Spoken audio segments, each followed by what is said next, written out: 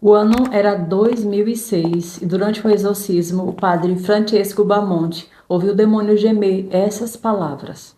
Pousou sobre ela, precisamente uma sombra e não como um modo de dizer, uma sombra que o homem não pode ver, para cumprir a transposição do filho para seu ventre. Depois do seu sim, aconteceu realmente que a sombra do Altíssimo pousou. Foi assim que entrou em seu ventre o Filho do Deus vivo. Esse vídeo que você vai assistir agora no meu canal traz o relato real e muito interessante de uma santa e de um demônio. Os dois contam com detalhes e em épocas diferentes como foi o nascimento do menino Jesus. O primeiro relato vem da beata Ana Catarina Emmerich, que recebeu de Deus a graça de ter essas visões lá pelo século XIX.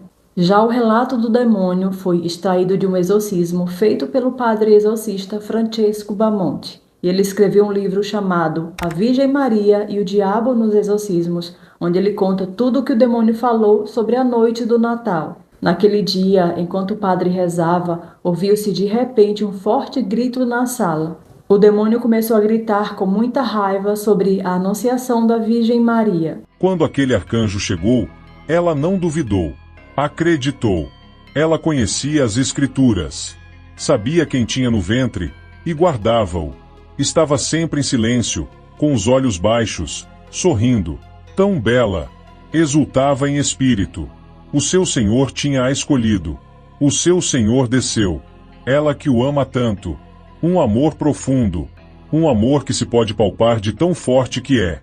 Ele conta também, até imitando a voz de Nossa Senhora, que a maior preocupação dela era com São José. Ela ficava se perguntando qual seria a reação dele ao receber a notícia. Por outro lado, Nossa Senhora tinha tanta confiança em Deus que ela ficava dizendo que Deus ia cuidar daquilo e que São José iria compreender porque tinha um coração muito bom. Desse modo, segundo o demônio, nada conseguiu abalar a confiança dela nem tirar a sua paz. Uma paz que lá no inferno ele não tinha. Foi-se encarnar em vós, o que de mais asqueroso e humilhante poderia fazer. Só nós sabemos a repugnância que sentimos quando ele entrou naquelas carnes. Ana Catarina viu outro detalhe muito interessante nessa visita de São Gabriel. Ela disse que quando o arcanjo se retirou do quarto de Nossa Senhora, uma serpente asquerosa se rastejou pela casa, procurando sutilmente entrar no quarto da Santíssima Virgem. São Gabriel pisou na cabeça desse monstro e a serpente uivou de uma forma que deu muito medo à beata. Vi depois o anjo desaparecer, e do rastro luminoso que se retirava para o céu, caíram sobre a Santíssima Virgem muitas rosas brancas fechadas, todas com uma folhinha verde. Foi pela meia-noite que vi esse mistério. Depois de algum tempo, Maria se levantou, colocou-se diante do pequeno altar de oração e rezou em pé. Foi pela manhã que se deitou para dormir. Santa Ana teve, por uma revelação de Deus, conhecimento de tudo. Concordando com o relato do exorcismo, Ana Catarina também viu que Nossa Senhora confiou que Deus daria um jeito de contar a São José. Ela estava tão feliz com aquela criança em seu ventre que ela não conseguia parar de louvar e bendizer a Deus. Vi a Santíssima Virgem com sua mãe, Santa Ana, fazendo trabalhos de malha, preparando tapetes, ligaduras e panos. Faltando poucos dias para o nascimento do menino Jesus, Ana Catarina teve outra visão com a Sagrada Família. José estava voltando de Jerusalém, para onde tinha levado os animais para o sacrifício. A 6 léguas de Nazaré, apareceu-lhe um anjo com o aviso de partir imediatamente com Maria para Belém. O anjo ordenou também que eles levassem o jumento para carregar Nossa Senhora e uma jumentinha livre, pois o animal mostraria o caminho certo. A jumenta, ora ficava para trás, ora corria para frente. Onde os caminhos divergiam, apresentava-se e tomava o caminho bom. Vi a Sagrada Família subir a Serra de Gilboa. Na noite seguinte, passaram por um vale muito frio. Maria disse: devemos descansar, não posso ir mais adiante. José arranjou-lhe um assento, debaixo de um terebinto. Ela pedia insistentemente a Deus que não a deixasse sofrer qualquer mal por causa do frio. Então foi envolvida por tanto calor, que sua mão aqueceu a de São José. A primeira coisa que São José fazia nos lugares onde eles paravam era arranjar um cantinho para acomodar Nossa Senhora para que ela pudesse descansar. José batia à porta, pedindo abrigo para a noite, mas o dono da casa lhe tratava grosseiramente. Em outra casa, também foram tratados com aspereza. O fim da viagem se tornava cada vez mais penosa para a Santíssima Virgem. José entrou com ela em Belém, procurando, em vão, uma pousada logo nas primeiras casas. Havia muitos forasteiros na cidade. Continuaram assim, indo de rua em rua. Em algumas ruas, Maria ficava esperando enquanto São José ia de casa em casa, pedindo abrigo. Mas em vão. Às vezes, Nossa Senhora ficava esperando por muito tempo e sempre que São José voltava era o mesmo resultado. Tudo ocupado, ninguém tinha lugar para eles. Em outra parte de Belém, São José conduziu a Santíssima Virgem com jumentos para debaixo de uma árvore grande, enquanto continuava procurando hospedagem. Muita gente passou pela árvore, olhando para Maria. Maria era tão paciente, tão humilde e ainda tinha esperança. Mas, depois de esperar tanto, voltou José triste e abatido, pois nada arranjara. Foi a partir desse momento que São José se lembrou da região dos pastores e ele pensou que ali com certeza ele ia encontrar um abrigo. Assim saíram de Belém para uma colina situada no lado oriental da cidade, na qual havia uma gruta. A jumentinha veio-lhes ao encontro, pulando e brincando alegremente em roda. Então disse a Santíssima Virgem a São José: Vê, de certa é vontade de Deus que aqui fiquemos. José acendeu uma luz e entrou na caverna. Tirou algumas coisas de lá para arranjar um lugar para a esposa. Depois a levou para dentro, e ela se sentou no leito feito de mantas e trouxas de viagem. Deus mostrou a beata Ana Catarina que São José pediu perdão a Nossa Senhora, e ela viu que ele parecia bastante envergonhado pela hospedagem tão pobre. Maria Santíssima passou o dia seguinte, o sábado, na gruta, rezando e meditando com grande devoção. Depois, terminado o sábado, disse a São José que à meia-noite desse dia chegaria a hora do nascimento do seu filho. Enquanto Nossa Senhora se encontrava radiante, porque em poucas horas ela finalmente teria o Filho de Deus em seus braços, o demônio mal conseguia se conter de tanta fúria no inferno. E ele não podia fazer nada a não ser assistir a tudo na mais completa submissão a Deus. Quanto mais se aproximava o momento de Deus nascer aqui na terra, mais o inferno inteiro reclamava da sua infinita misericórdia. E o demônio vai dizer ao padre Francesco Bamonte que sua principal queixa da Imaculada Conceição era porque Deus não lhe permitia tocar num fio de cabelo dela.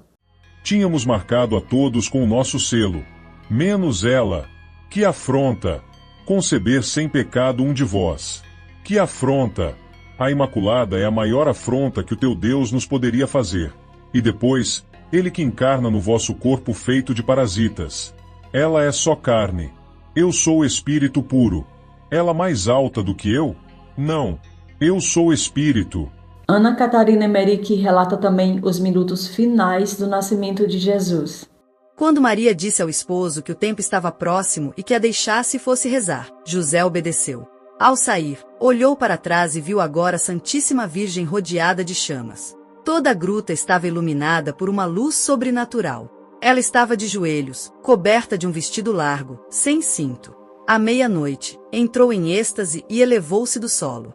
Tinha os braços cruzados no peito. Não vi mais o teto da gruta. Uma estrada de luz abria-se por cima dela até o mais alto céu, com crescente esplendor. Em êxtase, Maria olhava para baixo, adorando seu Deus, de quem agora era mãe e que jazia deitado na terra, diante dela.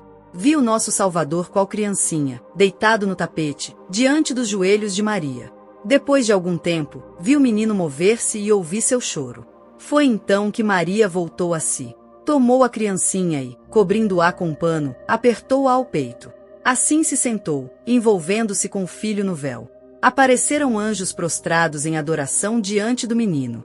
Sobre esse momento exato em que Nossa Senhora sai do êxtase e encontra o filho, o demônio disse o seguinte: Não imaginais o espanto naqueles olhos com aquelas lágrimas que desciam, porque não compreendia como era possível que tivesse aquele menino nos braços. Como havia acontecido? Que espanto! Que amor! E cobria-o porque tinha frio, e beijava-o. Ana Catarina relata que cerca de 1 hora depois, Nossa Senhora chamou São José para conhecer o filho. E quando ele chegou perto da criança, ele ficou de joelhos e abaixou a cabeça. São José não se sentia digno de segurar o Senhor nos braços. Só depois que Nossa Senhora insistiu, foi que ele estendeu as mãos e apertou a criança contra o seu coração. Nessa hora, ele começou a chorar de alegria. A Santíssima Virgem envolveu então o menino em panos e deitou-o numa manjedoura, cheia de junco, ervas finas e coberta com uma manta. A manjedoura estava ao lado direito, na entrada da gruta. Os santos pais passaram a noite cantando salmos para o menino deitado no presépio. E assim aconteceu a noite mais bonita que a terra já viu. O demônio relatou ao exorcista Francesco Bamonte que a grandeza dessa noite começou com o nascimento de Maria, que quando ela nasceu o universo parou. Só que ninguém percebeu, apenas o inferno sabia quem era aquela menina que havia nascido e o seu papel no mundo. Bastaria que compreendesseis que o amor moveu tudo. Bastaria que compreendesseis, para eu ser destruído. Bastaria que cada homem compreendesse 1% do amor que move aquele a vir à terra, e eu estaria vencido, porque é tão grande que nem sequer o imaginais. E eu sofro por isso, porque ele vos ama. A outra confissão incrível do demônio, onde ele explica por que sua fúria contra Jesus. Diversas vezes ele até vai chamá-lo de Nazareno, e a sua intenção é bastante clara: rebaixar a natureza humana de Cristo. E tem duas coisas que ele tenta afastar o cristão a qualquer custo. O motivo é bem simples, porque essas duas coisas ligam o mistério da nossa salvação, a Eucaristia e a devoção pela Santíssima Virgem. Quando celebrais aquilo a que chamais de missa, ela está com ele. São inseparáveis. Não sabeis até que ponto invocá-la significa invocá-lo. Ele a levou consigo durante toda a vida, no corpo e sangue do Filho ao corpo e sangue da Mãe. Não podia ser de outro modo, pois formou-se nela. Ele nasceu dela, e ela nasceu dele. Nunca estiveram divididos. Antes de o conceber, ele já estava nela. Antes de nascer, ela já estava nele. Ele trazia em si a carne daquela mulher. E não podemos nada contra ela.